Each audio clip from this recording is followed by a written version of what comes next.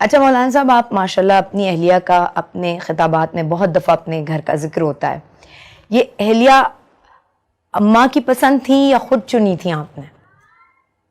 مولوی کو کون پسند پہ دیتا اور جب میں نے بیٹا میں نے 71 میں میڈیکل لائن چھوڑی، اس وقت ڈاکٹر ایک بہت بڑا امیج تھا اور مولوی ایک گندگی کا کیڑا شمار ہوتا تھا، اور میں جس فیملی سے تعلق رکھتا ہوں ہم پنجاب کے لوکل زمیندار ہیں جو تکبر سے بھرے ہوتے. میں نے جب وہ راستہ چھوڑ کے علم حاصل کرنے کا ارادہ کیا تو میرے والد رحمۃ اللہ علیہ نے مجھے گھر سے نکال دیا. یہ 23 نومبر 1972 ہفتے کا دن تھا، اور صبح میں ناشتہ کر رہا تھا تو میرے والد باہر سے تشریف لائے، دھوتی باندھی ہوئی. دھوتی باندھتے تو اس وقت سب، ہماری تو بوڑھی عورتیں بھی دھوتی باندھتی تھی اس وقت، اور کرتا کھلا جیسے ہوتا ہے. تو مجھے دیکھتی ان کا پارا چڑھ گیا اور کہنے لگے یہ تم مولوی بننا ہے تو میرے گھر ہی چون نکل جا. تو انہوں نے زور سے کہا کہ میرا لقمہ ہی میرے ہاتھ سے گر گیا. تو میں بستر اٹھا کے نکل گیا. پھر میں رائمنڈ چلا گیا، وہاں اللہ نے مجھے داخلہ دے دیا. تو جب میں فارغ ہوا تو میری فیملی، عام طور پر ہم فیملی کو ترجیح دیتے ہیں، مجھے کوئی رشتہ دینے کے لیے تیار نہیں تھا. تو کہتے مولوی نے رشتہ دے بھی ہے، یہ تو بھیک مانگ کے، حالانکہ اللہ نے اتنا کچھ دیا ہوا، پھر کہتا یہ تو لوگوں سے بھیک مانگ کے کھائے گا. لہٰذا یہ میری پسند نہیں تھی. یہ ایک جگہ میرا بیان ہوا تو وہاں مستورات میں بیان کے بعد عورتیں آپس میں بات کرنے لگیں مولانا صاحب کی شادی ہوئی ہے کہ نہیں ہوئی. تو میری بہن بیٹھی تھی وہاں بیان میں، وہ کہنے لگی اس کو تو کوئی بیٹی دیتا ہی کوئی نہیں. تو میری ساس بیٹھی تھیں کہ کیوں نہیں ہم انشاءاللہ دیں گے.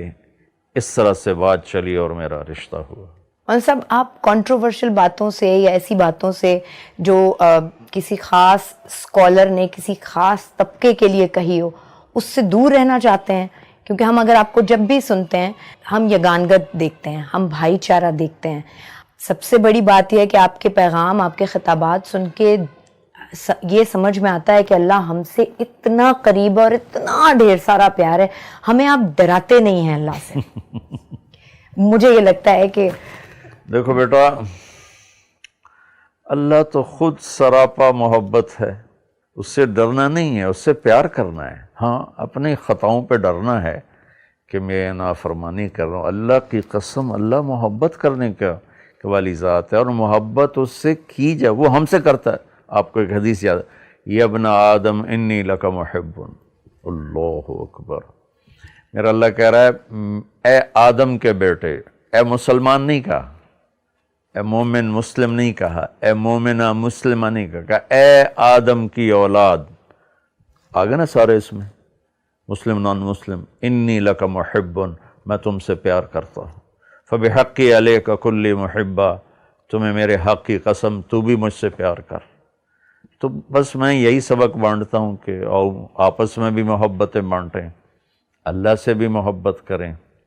اس پر مجھے آپ کے واجد قاضی رحمۃ اللہ علیہ یاد آ گئے. وہ میرے پاس، وہ مجھے ملنے آئے، میں ڈیفینس میں تھا سہیل بھائی کے گھر. کہنے لگے میں کبھی کسی مولوی سے نہیں ملا، آپ پہلے مولوی ہیں جن سے میں مل رہا ہوں کہ آپ اللہ سے ڈراتے نہیں ہیں، آپ اللہ سے ملاتے ہیں. جی تو اللہ خود یہ چاہتا ہے. اچھا مولانا صاحب، آپ جس سفر پہ ہیں یا کسی بھی آدمی کی زندگی میں کوئی ایک بہت خاص ڈیڈیکیشن ہو تو اس کی باقی دوسری چیزیں بڑی سفر کرنے لگتی ہیں. آپ کو کبھی احساس ہوتا ہے کہ اس راستے پہ چلتے چلتے آپ کی فیملی ہے جو سفر کرتی ہے، آپ کے نواسا نواسی، پوتا پوتی، آپ کے اپنے بچے، آپ کی اپنی اہلیہ، انہیں آپ بڑے کم میسر ہوتے ہیں؟ دیکھو بیٹا، یہ اس امت کی ذمہ داری ہے، میرے اکیلے پر نہیں.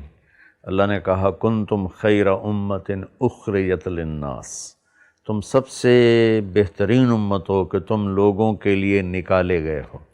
یہ تو اللہ نے سب کو کہا ہے. جیسے نماز تو سب پہ فرض ہے، بہت سے نہیں پڑھتے، تھوڑے سے پڑھتے ہیں. تو اللہ نے اس امت کی ڈیوٹی لگائی کہ تم نے تمہارے نبی کے بعد کوئی نبی نہیں آئے گا تو میرا پیغام آگے پہنچانا تمہارے ذمہ ہے۔ اخرجت للناس، تم نکالے گئے ہو، کیا کرتے ہو؟ تأمرون بالمعروف وتنہون عن المنکر، بھلائیاں پھیلاتے ہو، برائیوں سے روکتے ہو۔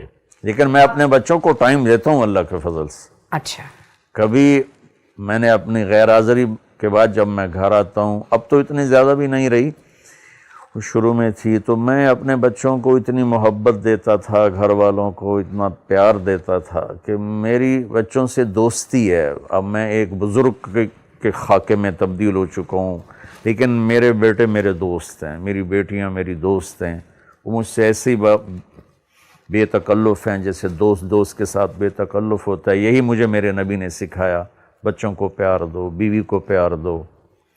تو لہٰذا اللہ کے فضل سے یقیناً تھوڑا سا ہوتا تو ہے، لیکن وہ کور ہو جاتا ہے الحمدللہ۔ اچھا، جب گھر والی شکایت کرتی ہیں کہ ٹائم نہیں ہوتا تو وہ شکایت کرتی ہیں کبھی؟ نہیں، اللہ میری بیگم کو بہت جزائے خیر دے، انہوں نے کبھی یہ کوئی شکایت نہیں کی۔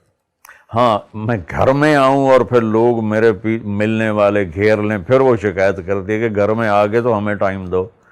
اس میں مجھ سے کوتاہی ہو جاتی ہے کہ اب ایک ملنے آ گیا ہے تو اس کو نہ ملوں تو وہ کہیں گے بڑا متکبر مولوی ہے۔ اچھا، اب جو میں سوال کرنے جا رہی ہوں وہ ہماری خواتین کو بہت پسند آئے گا، کیونکہ وہ چاہتی تھیں، انہوں نے کہا تھا مجھے بہت ساری خواتین نے کہ اچھا، مولانا صاحب سے یہ سوال بھائی ضرور پوچھنا کہ جب مذہب دوسری شادی کی اجازت دیتا ہے تو خود انہوں نے کبھی ایسا نہیں کیا۔ اللہ تعالیٰ نے دوسری شادی کی اجازت دی ہے ایک شرط کے ساتھ، فَإِن لَمْ تَعْدِلُوا، کہ عدل کرو۔ عدل نہیں کر سکتے تو پھر فواحدہ، پھر ایک ہی ہے۔